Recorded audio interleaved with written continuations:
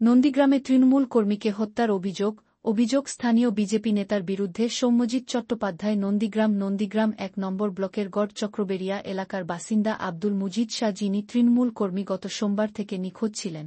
বাড়ি না ফেরায় পুলিশেও অভিযোগ দায়ের হয়েছিল। আজ সকালে গড় চক্রবেড়িয়া বাজারে একটি পুকুরের পাশে তার রক্তাক্ত ক্ষতবিক্ষত দেহ উদ্ধার হয়। মৃতের পরিবারের অভিযোগ, রফিকুল নামক এক স্থানীয় বিজেপি নেতা প্রথমে শাসানি দিয়েছিল, তারপরই আব্দুল মুজিদ শাহর ওই পরিণতি হয়।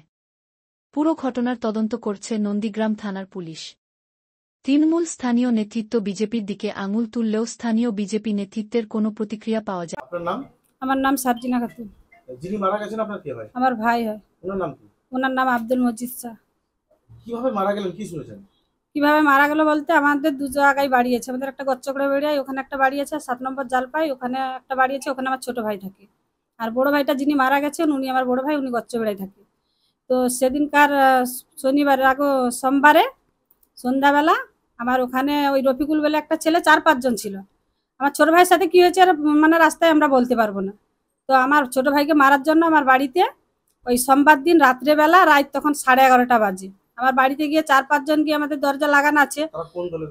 তারা বিজেপি করে, স্পষ্টভাবে বলছে যে বিজেপির লোক। আর বিজেপি করেও, যে ছেলেটাকে বেঁধে রাখতিলি, তখন যখন একবার গেছে ওরা গিয়ে দরজায় ধাক্কা মেরে আমার ছোট ভাইকে গালাগালি দেয়। তখন আমি দাবা এসে খাড়া। ওর নাম রফিকুল। বিজেপি নেতা ফেতা নাই, এমনি ওই বিজেপির সাথে জড়িত মনে হয়। তারপর ও যখন হুমকি দেয় তখন আমি দরজা, আমার এসে দাবায় আলো জ্বালানো আছে, আমি খাড়া আছি। রবার পরে তারপরে দেখি না, আমি বাড়াইনি, তখন দরজাটা এমনি ঠেলা আছে, অন্য কেউ ঘরে ঢুকেন। তখন আমার যে ভাইটাকে মারা গেছে উনাকে নিয়ে বলছে ওকে ধরে লে আর কি, ওকে ধরে লিয়ে তখন আমার ভাই তখন আর কোনো কয়নি, চুম্বে না। আমার কাছে যিনি মারা গেছে ও আমার পাশে দাঁড়িয়ে আছে, আমাকে কিছু বলেনি।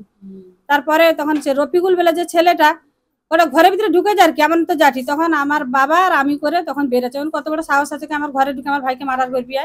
যাই কথাটা বলছি তখন আমি আমার বাপ করে কিন্তু আমার বাবা গালাগালি দিয়ে কিন্তু ওদেরকে খেতে দিলেছে। তখন আমার ভাইয়ের দৌড় মারছে, ওই যে রফিকুল বলে ছেলেটা ও দৌড়ে পালিয়ে গেছে। তখন আমরা খেতে দিলে শহীদ মোড় পর্যন্ত গেছি। 4-5 জন আছে, 3 জন ডাব দিয়ে পালিয়ে গেছে। আর ওই রফিকুল বলে ছেলেটা যে ও দৌড়ে বাঁধতে পালিয়ে গেছে, তো কোথায় গিয়ে ঢুকে গেছে আমরা আর দেখতে পাইনি। তখন আমি আবার আমার ভাই বোন দুলোক আবার সেই বাড়ির কাছে বসে আছি।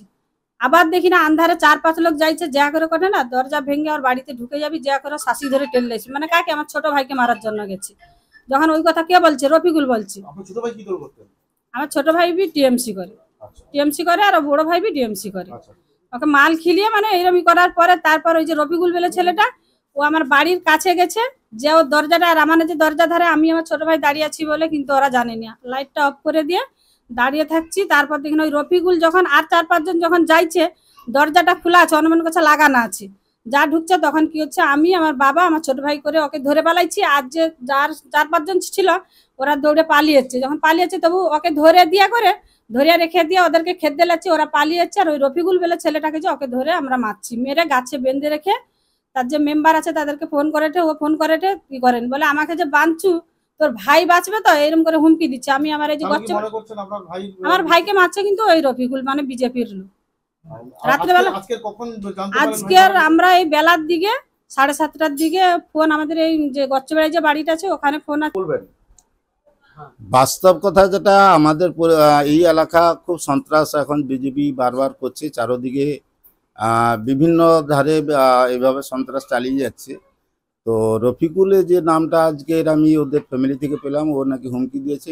রফিকুল আছে বিজেপি, পাক্কা বিজেপি করে। আর এই যে ছেলেটা আবু যে মারা গেছে, এ আমার দলের সক্রিয় কর্মী। তো এই জায়গায় একটা বিভাজন, অবশ্য রাজনীতি বিভাজন তো অবশ্যই আছে। সেই জায়গায় বিজেপি যেভাবে ষড়যন্ত্র চালিয়ে যাচ্ছে, তারা নিশ্চয়ই রফিকুলের হাত ধরেই এই কাজটা করেছে। নিশ্চয়ই এটা আমার বিশ্বাস, যেটা বিজেপির সন্ত্রাসে এইভাবে মারা হয়েছে। আমরা এর শাস্তি যাতে যথাক্রমে শাস্তি হয় এবং এর তদন্ত স্বার্থে এর সত্যি ঘটনা যাতে বেরোয় সেটা আমরা চাইছি। আপনার নাম? আমার নাম শেখ সোহেম কাজী, এস প্রধান, কালচনপুর। যিনি মারা গেছেন আপনার কে হয়? স্বামী। কিভাবে মারা গেছেন কি বুঝছেন? ওনাকে লোক মেরে মারছে। বন্ধু বান্ধব। কতদিন নিখোঁজ ছিলেন? আজ 4 দিন নিখোঁজ ছিলেন। খোঁজাখুঁজি করেছিলেন? হ্যাঁ। আর সকালে কি শুনতে পেলেন? সকালে 7টার দিকে শুনতে পেলি বাদ জঙ্গলে পড়ে আছে আর কি। কি চাইছেন? শাস্তি চাই, যারা করছে তাদেরকে ধরতে হবে। আপনার নাম? সালমা খাতুন। আপনার নাম কি? হ্যাঁ? আপনার নাম কি? আমার নাম মহাবলম শাহ। যিনি মারা গেছেন আপনার কে হয়? ওটা আমার বড় ভাই হয়। মারা গেলেন কখন বা কিভাবে, কি জানতে পেরেছেন?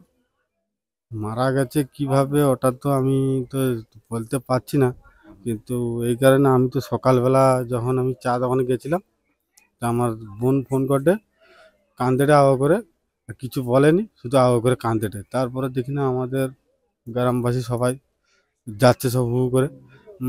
তারপরে আমি যখন যা দেখলাম না, ভাইকে মেরে ফেলে দিয়েছে। কোথায় কোথায় ফেলে রেখেছেন? ওটা হচ্ছে বাজারের সেধারে, দেখেন জঙ্গলের ভিতরে পড়ে আছে। কি ভাবছেন, কি কেউ মেরেছে বলে ভাবছেন? হ্যাঁ, মেরেছে। গায়ে কোথাও আঘাতের চিহ্ন ছিল?